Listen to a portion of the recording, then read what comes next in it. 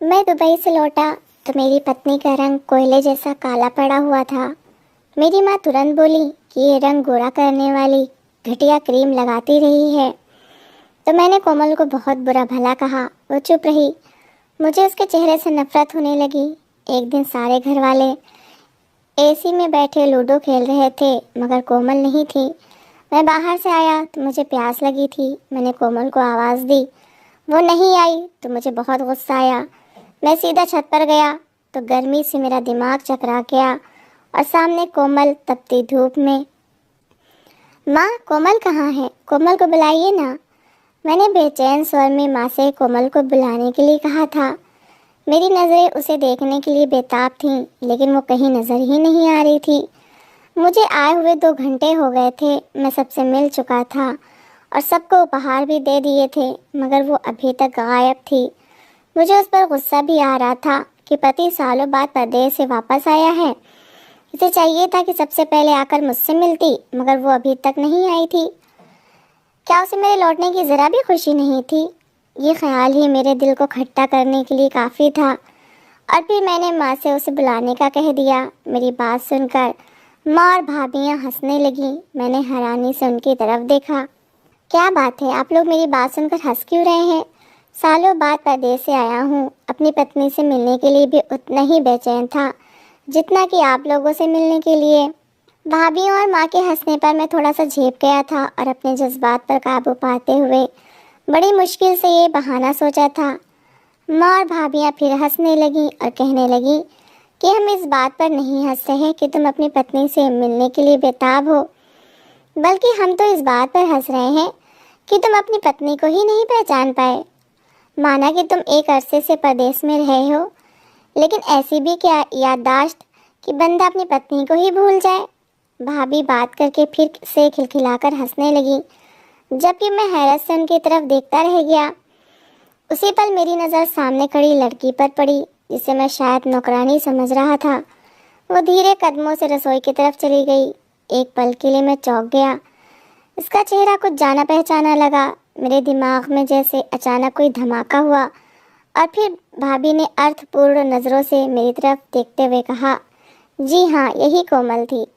तुम पहचान भी नहीं पाए? मैंने उनकी बात का कोई जवाब नहीं दिया, सीधा माँ की तरफ देखा और कहा, माँ, ये कोमल को क्या हो गया है? माँ ने लापरवाही से कहा, इतनी क्रीमें लगाती रहती है, इसी वजह से रंगत झुलस कर ऐसी हो गई है। कितनी बार मना किया मगर मेरी एक ना सुनी। कहने लगी, अपने पति की कमाई की लगा रही हूँ, जब आपसे पैसे मांगूँ तब मना कर दीजिएगा। बड़ों की बात न सुनने का नतीजा देख लो, सारी रंगत ही खराब कर ली है। माँ हंसने लगी और भाभियाँ भी उनका साथ देने लगी। मुझे कोमल पर बहुत गुस्सा आया।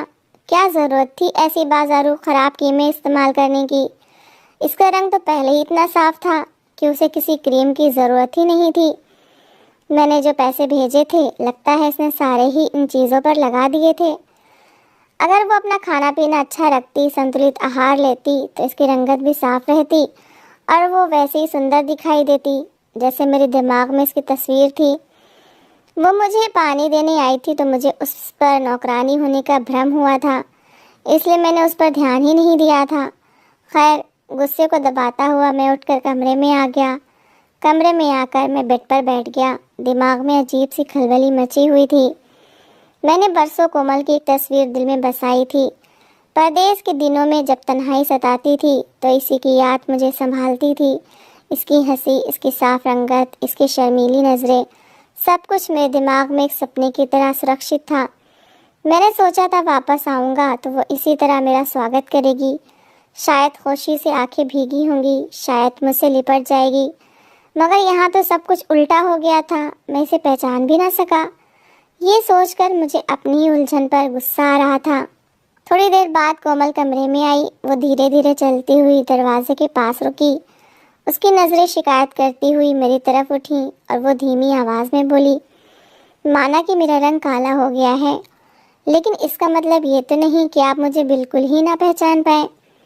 उसके चेहरे पर दुख और मान दोनों थे, लेकिन मुझे अजीब सी चिड़चिड़ाहट महसूस हुई। मैंने गुस्से से उसकी तरफ देखा और कहा, एक तो तुम्हारी अपनी गलती है और ऊपर से नखरे दिखा रही हो।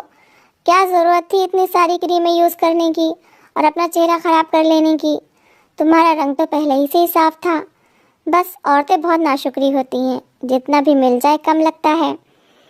कोमल ने मेरी बात सुनकर चुप हो गई। उसकी पलकें झुक गईं। कुछ पल तक कमरे में खामोशी छाई रही। मैं गुस्से में बिस्तर पर लेट गया और दूसरी तरफ मुंह फेर लिया। मेरा मूड बुरी तरह खराब हो चुका था। मैं जो इतनी बेताबी के साथ घर वापस आया था, सोचा था कोमल के साथ एक एक पल खूबसूरत तरीके से गुजारूंगा, मगर सारे सपने जैसे मिट्टी में मिल गए थे। मेरा दिल उसकी तरफ देखने को भी नहीं चाह रहा था। कमरे में हल्की सी आहट हुई। कोमल अलमारी के पास गई और खामोशी से मेरे कपड़े ठीक करने लगी। कभी वो मेरी तरफ देखती जैसे कुछ कहना चाहती हो, फिर रुक जाती। मुझे महसूस हो रहा था कि वो रो रही है, मगर मैंने पलटकर देखना ठीक न समझा। मेरे अंदर अहंकार और नाराज़गी का एक अजीब सा मिला जुला एहसास था। मैं सोच रहा था कि इसने अपनी पुरानी सुंदरता क्यों नहीं संभाली। क्या इसे पता नहीं था कि मैं इसे कैसे याद करता हूँ। कुछ पलों बाद उसने हिम्मत करके फिर कहा, आपको शायद मालूम नहीं, लेकिन यहाँ के हालात पहले जैसे नहीं रहे। धूप में काम करना पड़ता है, घर के काम भी ज़्यादा हो गए हैं। माँ जी की तबीयत भी अक्सर ख़राब रहती है। मैं खामोशी से सब संभालती रही। उसने धीरे से अपनी उंगलियों को मरोड़ते हुए कहा, क्रीमें तो मैंने इसलिए लगाई कि शायद आपको अच्छा लगे, आप खुश हों। मैं नहीं चाहती थी कि आपको लगे कि मैं पहले जैसी नहीं रही। उसकी आवाज़ में कंपन था। मैंने पहली बार उसकी तरफ ध्यान से देखा। वाकई उसके चेहरे पर थकान के निशान थे। आंखों के नीचे काले घेरे, हाथों पर खुरदरापन, मगर इसकी आंखों में वही पुराना प्यार झलक रहा था जो मेरे जाने से पहले था। मेरे दिल में पल भर के लिए नरमी आई, लेकिन मैंने उसे जाहिर न होने दिया। अहंकार अभी भी हावी था। कोमल ने धीरे से कहा, आपको याद है जब आप गए थे तो मैंने कहा था जल्दी वापस आ जाना। आपने कहा था कि बस कुछ साल की बात है, फिर हम साथ रहेंगे। मगर सालों में बहुत कुछ बदल जाता है। मैं भी बदल गई हूँ। शायद समय ने सब कुछ बदल दिया। उसकी बातों में न शिकायत थी न इल्ज़ाम, सिर्फ एक थकान भरी सच्चाई थी। मैंने कोई जवाब न दिया। कमरे में पंखी की आवाज़ गूंज रही थी। मेरे दिमाग में अतीत के दृश्य घूम रहे थे। वो दिन जब हम हंसते थे, छोटी छोटी बातों पर लड़ते और फिर मान जाते थे।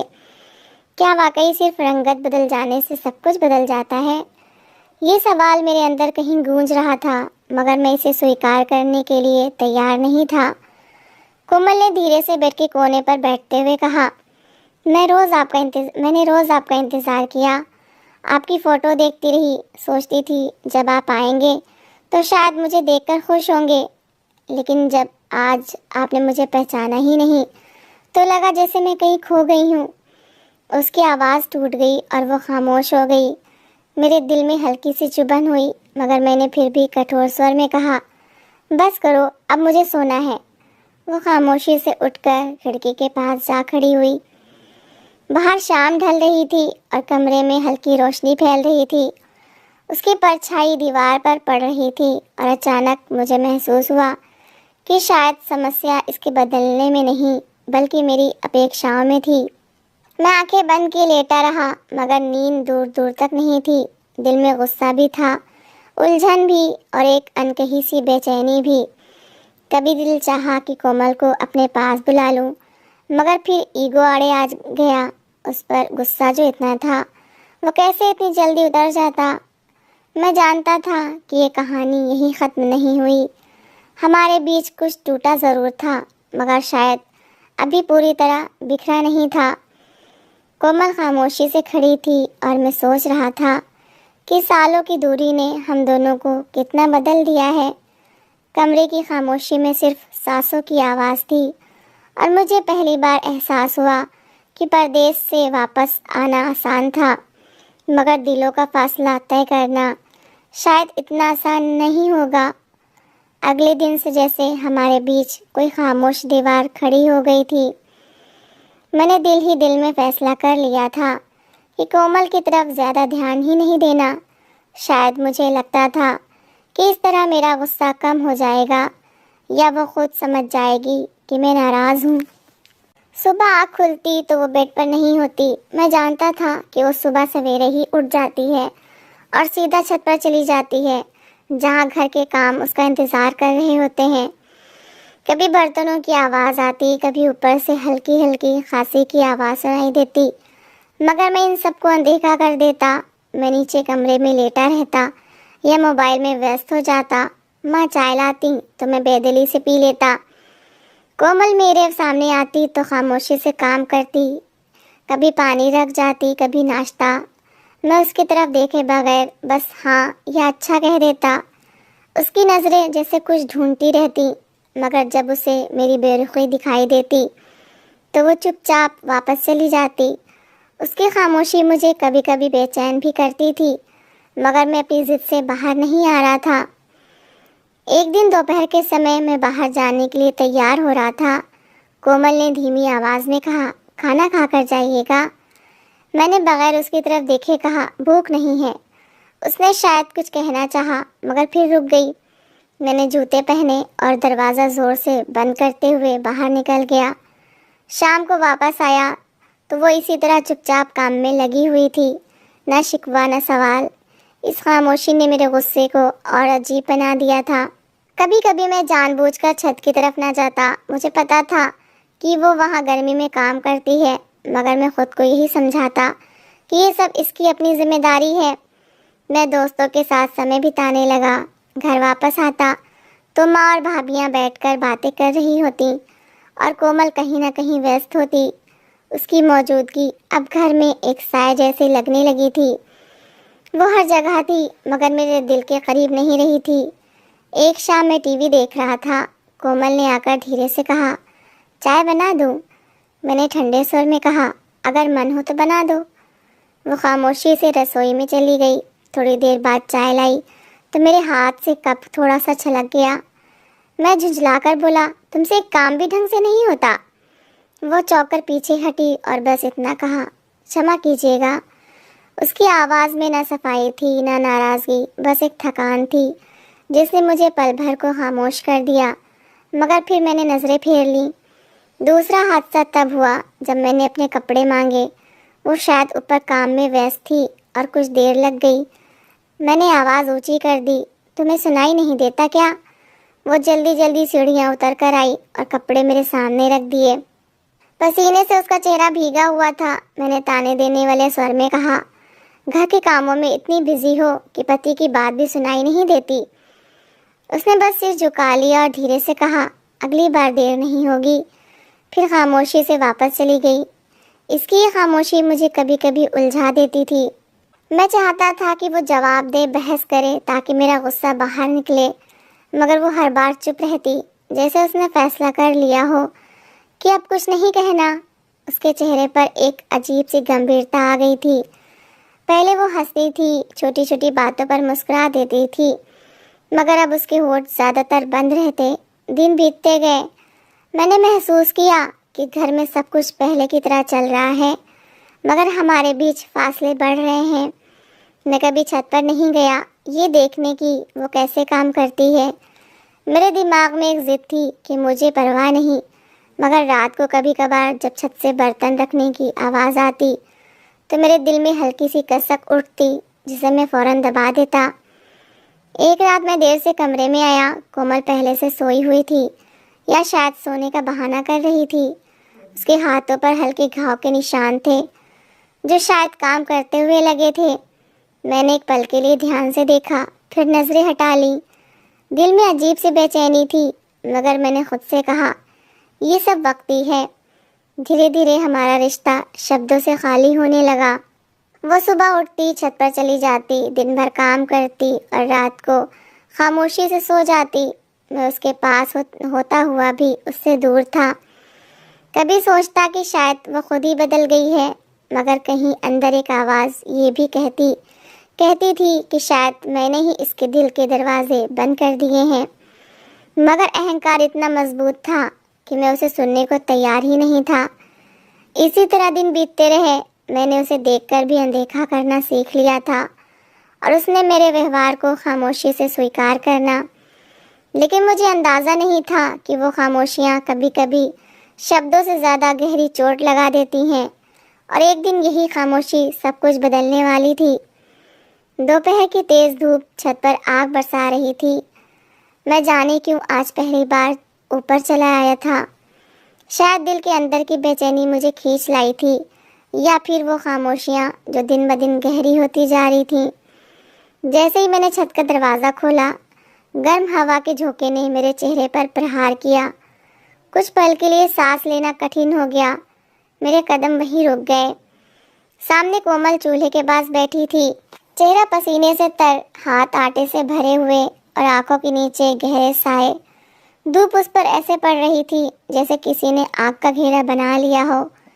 वो खामोशी से रोटियां पका रही थी, एक के बाद एक, बगैर रुके। उसके माथे पर पसीने की बूंदें बह रही थीं, मगर वो बार बार पल्लू से साफ करके फिर काम में लग जाती। मैं कुछ पल तक बस उसे देखता रहा। अचानक मुझे अपना ही दम घुटता महसूस हुआ। मैं 2 कदम आगे बढ़ा तो गर्मी की शिद्दत से मेरा सिर चकरा गया। मैंने दीवार का सहारा लिया। कोमल ने चौंक कर मेरी तरफ देखा और फौरन उठ खड़ी हुई। उसकी आंखों में घबराहट थी। आप यहाँ क्यों आए हैं? गर्मी बहुत है, नीचे चले जाइए, उसने जल्दी से कहा। उस पर पहली बार मुझे एहसास हुआ कि वो खुद इस आग में जल रही थी, मगर मेरी चिंता कर रही थी। मेरे गले में जैसे शब्द अटक गए। मैंने आसपास देखा, छत पर कोई छाया नहीं थी। सारा दिन वो यही काम करती रही होगी। वही कोमल जिसे मैंने कुछ दिन पहले नौकरानी समझा था। मेरा दिल अचानक अजीब सी शर्मिंदगी से भर गया। माँ के शब्द मेरे कानों में गूंजे, क्रीमें लगा लगा कर रंग खराब कर लिया है। मगर यहाँ तो सच्चाई कुछ और थी। ये रंग क्रीमों से नहीं, धूप, गर्मी और मेहनत से झुलसा था। ये रंग त्याग का था, जिम्मेदारी का था। मैंने धीरे से पूछा, तुम रोज यहाँ इतनी गर्मी में काम करती हो? वो हल्का सा मुस्कुराई। जी, घर बड़ा है, सबके लिए खाना बनाना होता है, आदत हो गई है। उसके होठों पर मुस्कुराहट थी, मगर आंखों में थकान साफ झलक रही थी। मेरे अंदर जैसे कोई दीवार टूटने लगी। मैंने याद किया कि कैसे मैंने इसे अनदेखा किया, इस पर तंज किए, इसकी खामोशी को कमज़ोरी समझा, और वो बस चुपचाप सब सहती रही। अचानक उसके हाथ से रोटी फिसल गई। मैंने फ़ौरन आगे बढ़कर उसका हाथ पकड़ लिया। उसकी हथेली गर्म थी और उंगलियों पर छोटे छोटे जलने के निशान थे। मेरे दिल में एक तेज़ चुभन हुई। ये सब कब से हो रहा है? मैंने धीमी आवाज़ में पूछा। उसने नज़रें झुका ली। जब से आप गए थे, घर के काम बढ़ गए थे। मैंने सोचा आप वापस आएंगे तो सब आसान हो जाएगा। उसके सादे से वाक्य ने जैसे मुझे अंदर तक हिला दिया। मैं बरसों परदेश में मेहनत करता रहा, मगर वो यहाँ अकेली सब संभालती रही। मैंने उसकी तरफ देखा। इसका रंग शायद बदल गया था, मगर इसकी आंखों में वही प्यार था जो पहले दिन था। मेरे होठ कांपे। कोमल, मैं गलत था। वो हैरत से मेरी तरफ देखने लगी। मैंने तुम्हें समझने के बजाय तुम्हें जज किया। मुझे तुम्हारे चेहरे से नहीं, अपने अहंकार से नफरत होनी चाहिए थी। कोमल की आंखों में नमी आ गई। उसने धीरे से कहा, मैंने कभी शिकायत नहीं की, बस डर था कि कहीं आप मुझे पहले जैसा ना पाएं। मैंने पहली बार उसके पास होकर कहा, पहले जैसा? तुम पहले से ज़्यादा सुंदर हो, क्योंकि अब मैं देख रहा हूँ कि तुमने हमारे लिए क्या किया है। हवा का गर्म झोंका आया, मगर मुझे अब गर्मी महसूस नहीं हो रही थी। मैंने चूल्हा बंद किया और उसके हाथ अपने हाथों में ले लिए। उसकी आंखों से आंसू बहने लगे, मगर ये खामोशी के नहीं, शायद सुकून के आंसू थे। नीचे से माँ की आवाज़ आई, कोमल, रोटियां तैयार हुई या नहीं? मैंने पहली बार तेज़ आवाज़ में जवाब दिया, आज बस। अब कोमल नीचे आराम करेगी। कोमल ने चौंक कर मेरी तरफ देखा। उसकी आंखों में हैरत और खुशी मिली जुली थी। मैंने उसका हाथ थामा और उसे छत के कोने में सायेदार जगह की तरफ ले गया। मुझे अचानक एहसास हुआ कि मैं परदेश से शरीर लेकर वापस आया था, दिल नहीं। और आज इस छत पर इस तपती धूप में मेरा दिल वापस लौट आया था। मैंने धीरे से कहा, तुम्हारा रंग नहीं बदला कोमल, मेरी नज़र बदल गई है। वो हल्के से मुस्कुराई, वही पुरानी मुस्कुराहट जिसे मैं बरसों से याद करता आया था। उस पल मुझे समझ आया कि मोहब्बत चेहरे की नहीं, एहसास की पहचान होती है। और मैंने अपनी पत्नी को आज वाकई पहली बार पहचाना था। शाम ढल रही थी, सूरज डूब रहा था। हम दोनों खामोशी से सीढ़ियों की तरफ बढ़े, मगर ये खामोशी पहले जैसी नहीं थी। इसमें दूरी नहीं, निकटता थी। और मैं जानता था कि हमारी कहानी ख़त्म नहीं हुई, बल्कि शायद असल में आज से शुरू हुई है। तो दोस्तों, इस कहानी को लेकर आपकी क्या राय है, कमेंट बॉक्स में ज़रूर बताएं। और अगर आपको हमारी आज की कहानी अच्छी लगी हो तो प्लीज़ इसे लाइक ज़रूर करें। अगर आपने अभी तक हमारे चैनल को सब्सक्राइब नहीं किया तो ज़रूर कर लीजिए। तो मिलते हैं ऐसी ही एक और मोटिवेशनल कहानी के साथ। Thanks for watching.